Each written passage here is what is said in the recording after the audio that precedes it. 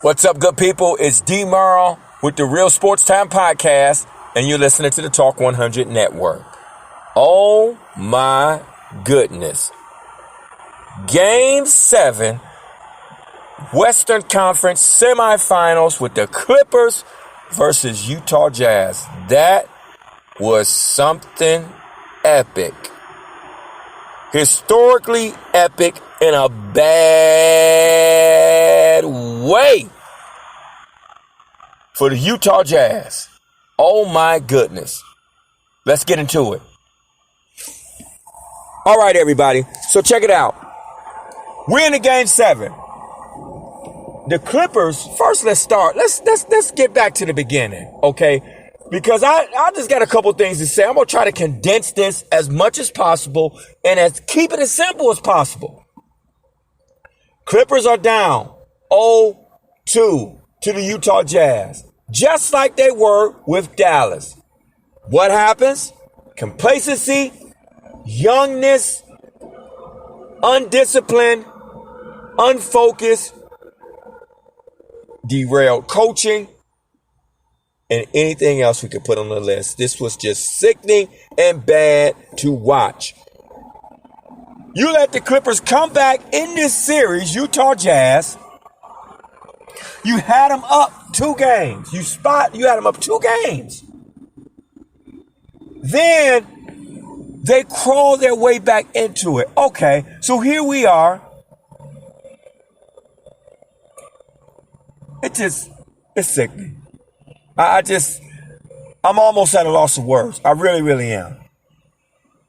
You allow them to push this, Clippers to push this thing to a game 7. Kawi Leonard gets hurt. What was it, in game 5? Well, it might have been the last game. I'm not sure. But Kawi Leonard, unfortunately, goes down. A lot of the stars went down, too. That's a whole nother conversation because LeBron James had a few things to say about that, remember? About all the good stars. About a good 9 of them. Throw Kawhi in there, that's 10 now that are just based off injuries removed from the playoffs. It's unusual, it's unprecedented because the NBA had a condensed season, more back-to-back games, and they started sooner, right after the bubble and things like that. It's not about it being an excuse, but that is what happened. We'll talk about that later. I'll do another segment with LeBron and his comments. He just posted to Twitter yesterday. But let's get back to these Utah Jazz. You guys sit up here and had a 25-point lead within that first half of the game. I'm looking at them. I'm looking at Donovan Mitchell. I'm looking at these guys. I'm looking at Conley. And I'm looking at how they were moving the ball in that first half, and they were making it happen. They were even getting points in the paint. But somehow or another, we get to the locker room at halftime. We get comfortable. What happens? Complacency. Undisciplined. Unfocused. Arrogance. Basketball. I mean, y'all in there with swagger. And like it's just, this is it. This is game 7. And we about to capture this championship. We got them by 32 points. No, you don't. You blew a 25-point lead. And then it just raked my nerves into the third quarter. Utah doesn't even score. The last, 3.5, 4 minutes. Clippers cut it to a 10-point lead by the Jazz.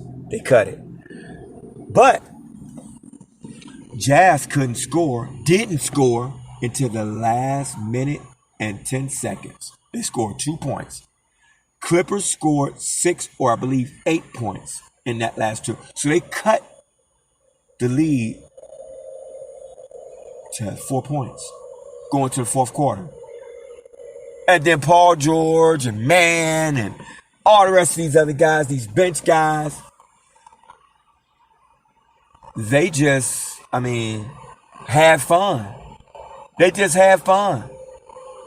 And that fourth quarter was such an epic, historical collapse by the Utah Jazz. It was sickening. That was just very, very hard to watch. It really was. I'm going to actually go over some of these stats. Listen, Utah Jazz, for their field goals, they were 42 from 85. 42 out of 85, so it's 49.4. Clippers was 48 to 85, and 56.6%. From the 3-point, this is what bothers me more than anything. What I'm getting ready to get into about these 3-point shooting. I'm getting sick and tired of this. This is ridiculous. It's not even just Utah Jazz. I'm talking about the NBA. Give me just a second. Utah Jazz was 21 for 44 from 3-point range.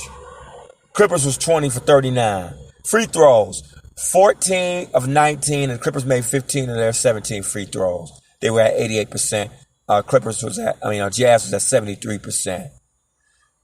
Rebounds, you got 43 over 16 for the Jazz and 33 for 10 for the Clippers. And turnovers, especially going to the second half. Utah Jazz, 16 turnovers. 40 points in the paint, okay? Which means you stayed out on the perimeter, jacking up threes. You know, it just made me sick to my stomach. I mean, Jazz was sitting up there, and this will bother me. Once after the fourth quarter started, Clippers down, only 4 points. They closed that gap. Next thing you know, they were up by a point in the midway of the fourth quarter. And what does the Jazz start doing? True form, true fashion of this league's today, the NBA today.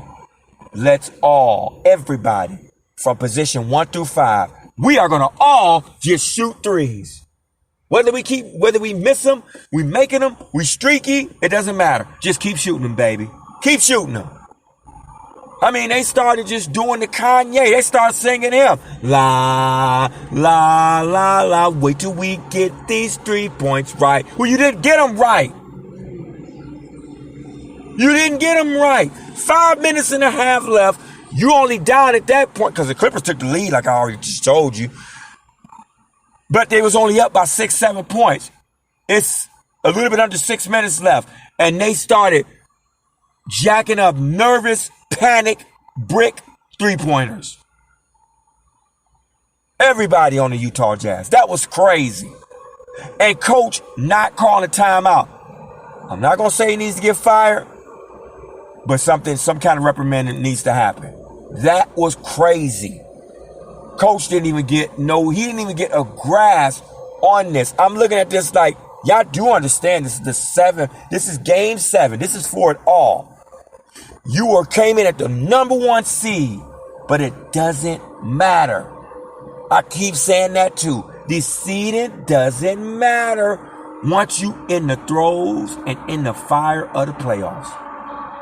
People, like, what does Stephen A. Smith say? People's hands get sweaty and they backsides, they butts get tight. They start clenching up and they butts get so tight and they start messing up, freaking out, panicking. And that's exactly what you saw from the Utah Jazz down the stretch of a game 7. You already let the Clippers come back. They were in a two-game deficit. You let them come back. Then you had them in front for 25 points. They come back down to the end of the third quarter, cut it down to 10 points, move it to the fourth quarter with only a 4-point. They take over, they get in front of you, and then the final score ends up being 131 to 119. Unbelievable. So, man, he had 30 points from the Clippers. Marquise Morris, the other twin, he has 7. Batum, he had 16 points. Paul George had 28. He had 28, 7 and 9. He had 28, 7 and 9. Randy Jackson, he had 27 points, 10 assists. Okay. Patrick Beverly had 12, 4 and 4. And Rajon Rondo, he did get in there for a minute. He only had 2 points.